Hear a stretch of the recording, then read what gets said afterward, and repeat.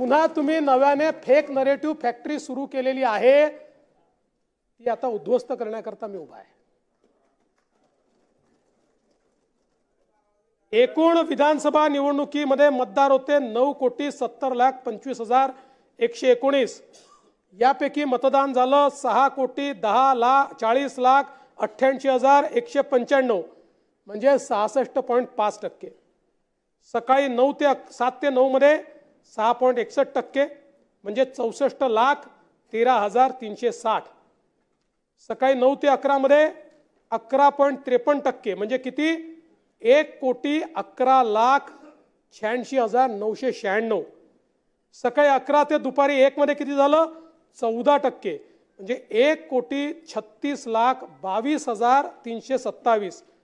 दुपारी 1 ते 3 मध्ये किती झालं 13.35% म्हणजे 1,52,52,853।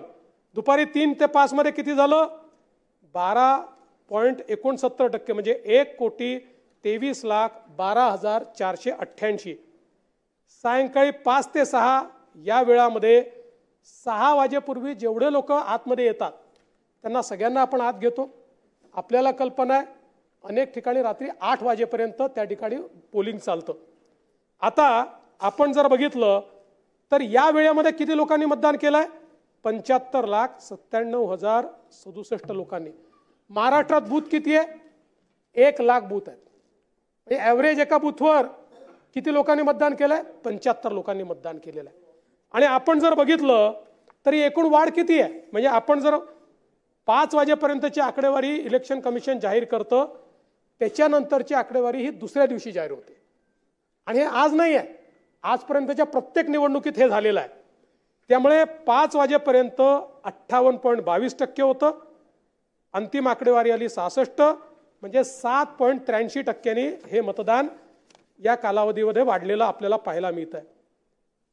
आणि आपण जर बघितलं सरासरी प्रत्येक तासाला किती टक्केवारी आहे ती आहे 5.83%।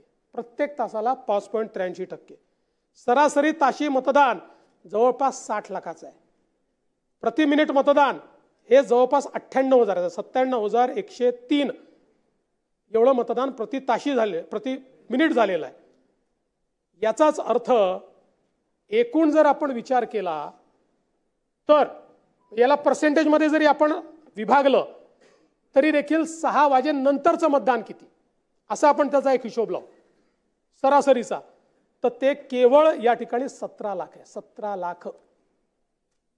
त्यामुळे आपण जर 5 ते 6 या वेळातलं मतदानच गृहीत धरलं नाही आणि रोज प्रश्न विचारला 75 लाख आले कुठून 75 लाख आले कुठून, कुठूनच आले नाही।